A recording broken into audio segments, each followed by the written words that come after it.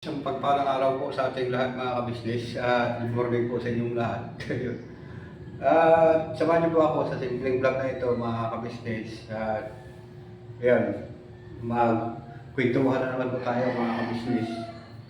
Kasi ngayon po mga kabisnes, dito po ako natulog sa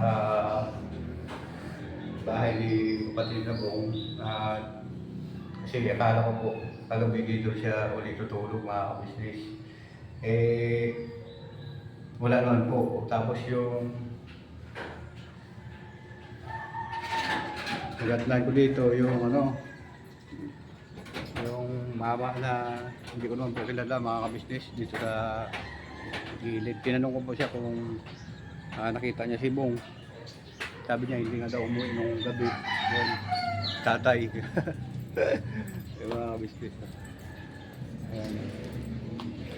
Ayan, tanong din po si tatay kung siya yung nagatnan ko dito kanina mga kabisnes na tinanong ko kung umuwi si Bong.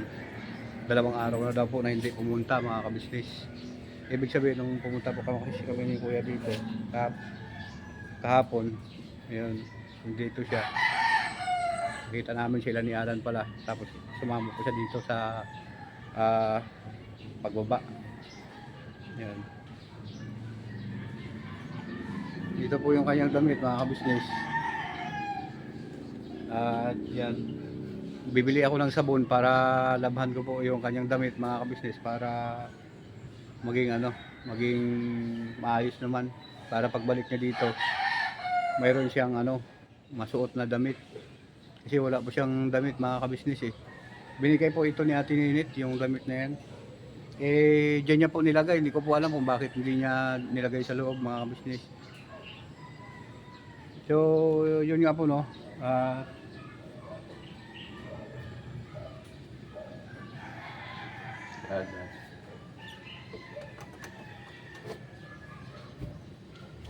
Kasi po ilang araw na hindi po ako nakapunta mula nung Biyernes, Sabado, Linggo, Lunes, mga 4 na araw. Ay 2 araw na siya dito natulog mga kabisnes, si Bong. Ayan, at yun nga po, may bago akong nilagay na dito. Kaso lang natanggal na naman. Yan. Yan. Bumili po ako uli ng ganito mga kabisnes. Kasi yung nilagay ko dito dati, mayroon siyang kawit dito na hindi siya matanggal. Pero may liit lang yung kandado mga kabisnes.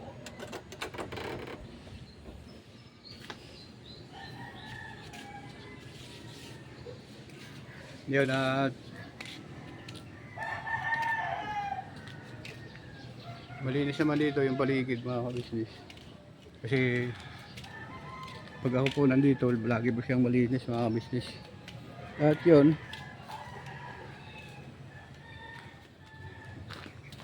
ito po, lagyan po ng bakod mga kabisnes para malagaan ng ng pato. Kaya linisin ko po ito. Ayan. Kaso lang po, problema mga business. Ayan, yung umulan po dito ng kaunti. Nakarating na po dito yung tubig. Ayan. Sa ayan po yung yung dala ng baha. Maganda po kasi pagpato mga business yung alagaan dito kasi pagka may baha man, lumulutang lang po sila mga business. Ayan o mga hanggang po dito yung tubig. Yan po. Ito po. Yan hanggang dito po mga tubig mga business o. Bakat ng tubig papunta doon. Yun.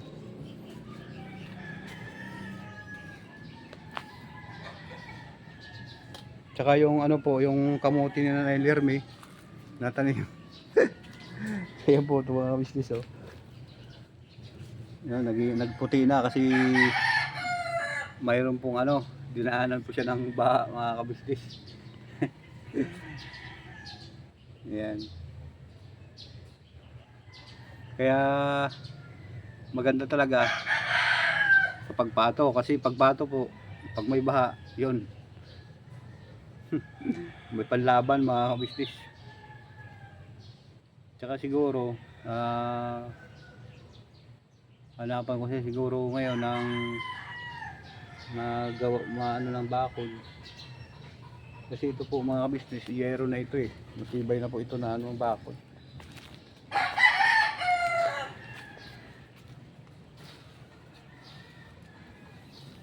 Yun, sa kabila po ito mga business, sa kabila.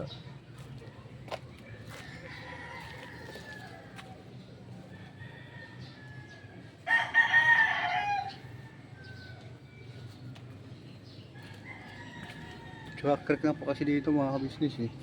Dahil yung kabila na yun. So,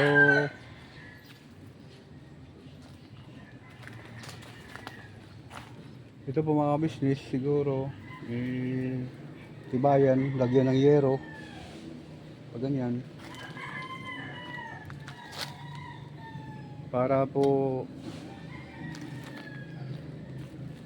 hindi makalabas yung alaga natin mga kabisnes. So samahan niyo po ako mga kabisnes at magwawalis muna ako dito para matansya kung ilang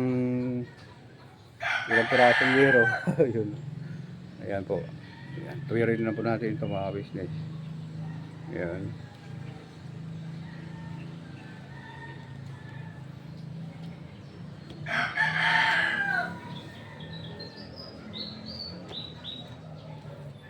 At para may tayo po siya mga business. Ay, sorry. Magsak po. Medyo matigas po kasi itong ano, pads mga business.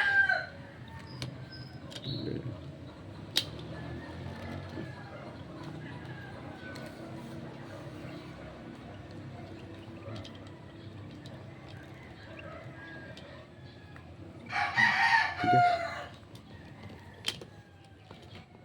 Dali na po mga business, balikan ko po kayo. Yan po mga business, balik tayo mga business. At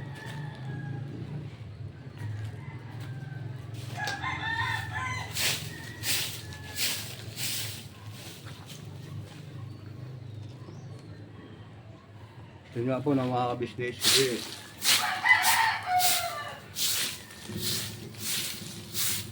Ano po kayang ano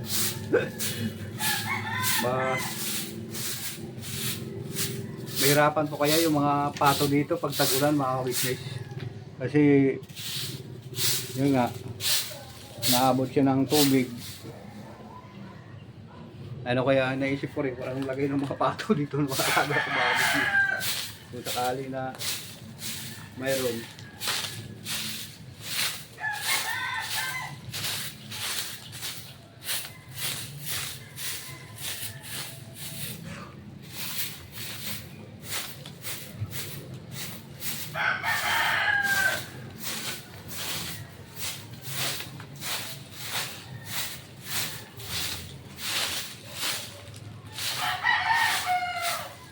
Kasi po kung mga business, kung halimbawa na mag-alaga pa tayo ng ano, maayos po ito. Yan. Yung dating inalagaan ni kapatid ni Bong, nabong yung itong ano, itong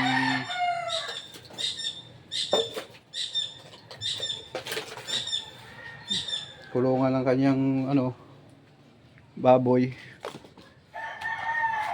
Kaso lang problema po mga business, yung tubig nga po baka hindi pa lumaki kasi tag-ulan na.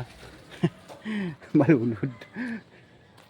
Mahirap po mga business, lalo pagka medyo may lakad na medyo malayo. Ano po, yun, at wawalisin ko po ito lahat.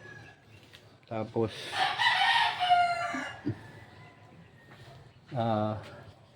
papasok na po ako mga kabisnes para ay ano na Kirby, good morning. Ito kasi binaha ba? Binaha po? Binaha. Ay opo. Kita mga daw-daw. Ah, Sayang nga eh. opo. Mataba siya eh. Umuwi na ba si Bong? Wala na po eh, kasi dito po ako natulog ngayon. Hindi natulog ka gabi? Wala po eh. Tapos, ang nangyari po, kasi dinala ko siya ng pagkain, wala po siya. Kasi nagbilang pumunta kami kuya dito ka. Eh, sabi ko nga, kumain ka na ba, Bong? Hindi, gabi eh. Oo. Ano po sabi niya? Kumain na ako. Sabi niya po? Kumain na ako. Taas siguro. Ano po mami siya? Ano ba naman tao yan? Nanay Lerny po. Ano ba naman klaseng tao yan?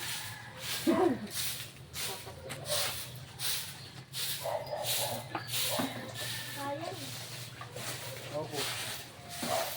Ano yung dyan? Nakamulo akong kanalina dyan. Oh, wala na po nalulod eh. Wala na, nalulog. Opo. Ay, nung nakaraan na ano, kung kailan naman yung ulan na yun, bakit bumaha dito tumaas?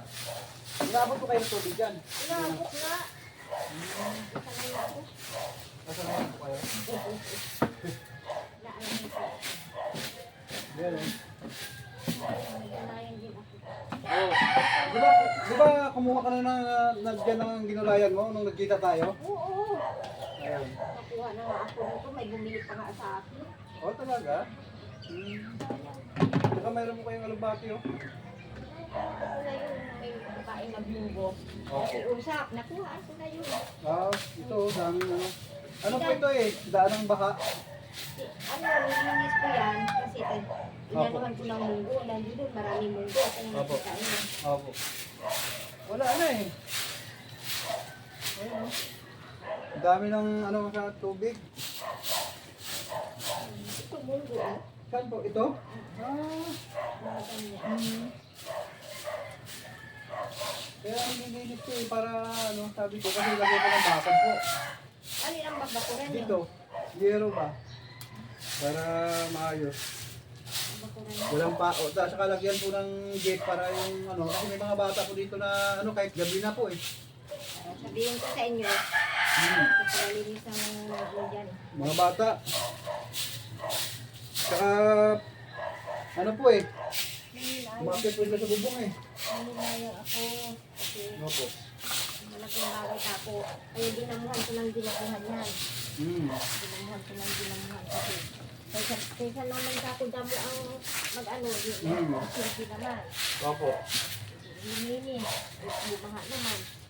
Ngayon ko ng mga mundo yan. Sabi ko kami, pag may mais ang takong bulakan, isukan ko ng mais yun. Maganda ko eh. Oo. Alam mo, yung kamya at ang kamya nilagay ko yan para kapag pinakaano sa bakod. Saan po ito? Oo, kamya yan. At ito po yung inahalo sa ano, sa suka para Hindi pa yun. ay iba po ba yun? Iba yung Kamya yun yung binibenta sa palengke. Kasama ng ilang-ilang. okay. Yun yun. Eh, May bumawi. kasama ng ilang-ilang. Ayun. Kaya hinawan-hawan ko yan. Ah, Ayun pala, nandito pala kayo. Akala ko nandito si Bog. Si Bog, matulog ka na. Opo. Yung pala, hindi na. Kagabi po, nandito siya. Ano naman yan? Tapos Akala ko po, sumama sa inyo. wala po, hindi po siya, ano, kasi nag-promise ko sa kay kuya na, uwi daw po siya mga ilang araw lang.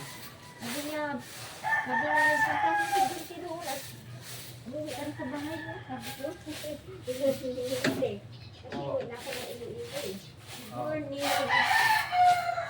Oo. Raisa, ano tayo? Wala ka dyan.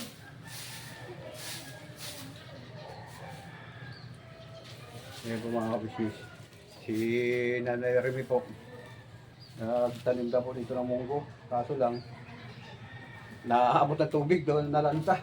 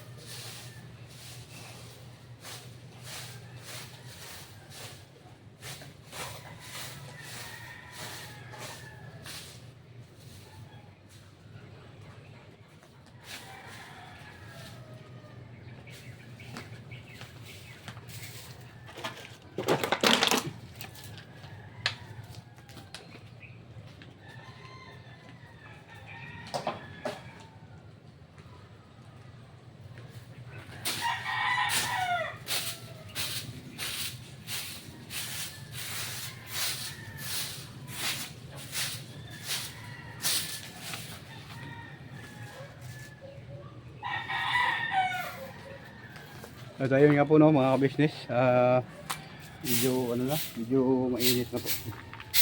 Kaya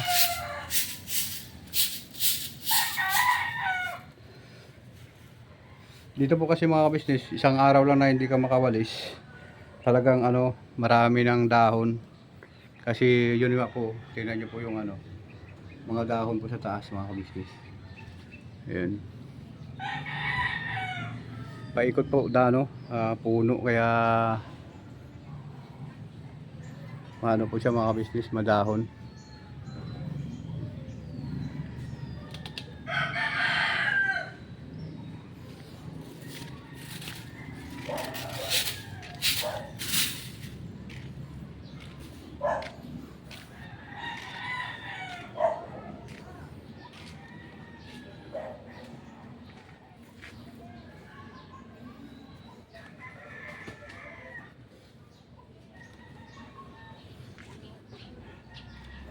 Nagdala nga po ako ng ano, pagkain po ni Bong dito kagabi mga ka-business.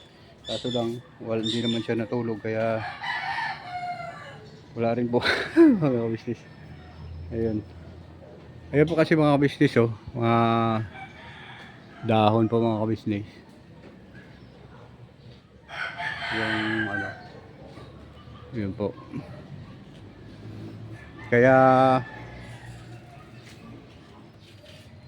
ano po, yung kunting oras lang may mga bumabagsak na mga dahon, kaya pagka hindi ko sarado yung bintana dito mga business, pumapasok sa bahay. Ayun. At maraming salamat po sa inyong pagsama sa simpleng vlog na ito mga ka-business. Papasok na rin po ako ngayon mga ka-business sa ka-business house. Tapos, diretso po ako ngayon. At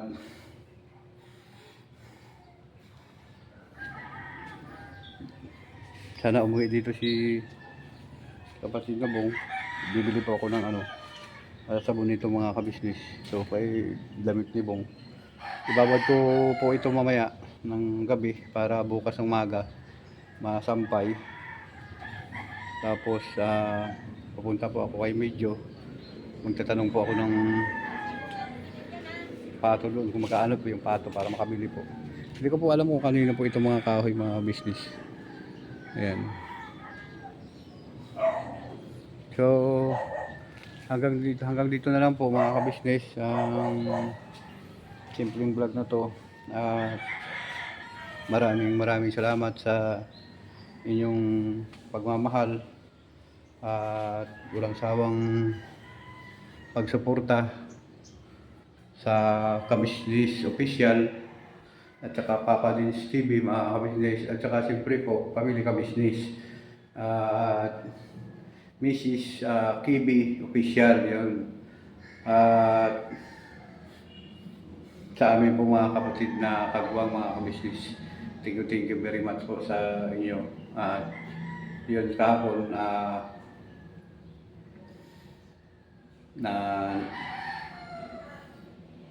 nood sa aking vlog. Maraming salamat sa inyo, Ma'am Nati Valdez, yun. Shoutout sa iyo, Jocelyn Torres. Gabi na po sa kanila doon ay umaga dito sa amin, sa Kuwait. Shoutout po sa lahat yan na mga minamahal natin ng mga kabisnes dyan sa mga kapapi sa Kuwait. Siyempre over the world naman po yan mga kabisnes. Hindi lang naman tayo may mga kabisnes dyan sa mga lugar na yan, dyan sa mga ano natin. Kasi si Jocelyn Torres sa Kuwait, tapos si Ma'am Tilma Payupay, hindi ko po alam kung saan po siyang lugar. At saka siyempre, may mga bumabati din po sa atin sa Japan mga business. Thank you very much po sa inyo. At yun, hanggang dito na lang po ang simpleng vlog na ito mga ka-business. Maraming salamat ulit. Thank you very much sa inyong lahat. Sa mga sponsor, sa mga subscriber, sa secret viewer, maraming salamat sa inyong pagsuporta sa Ka-Business Official po. Mga ka-business namin minamahal. At kung wala po kayo, wala po dito.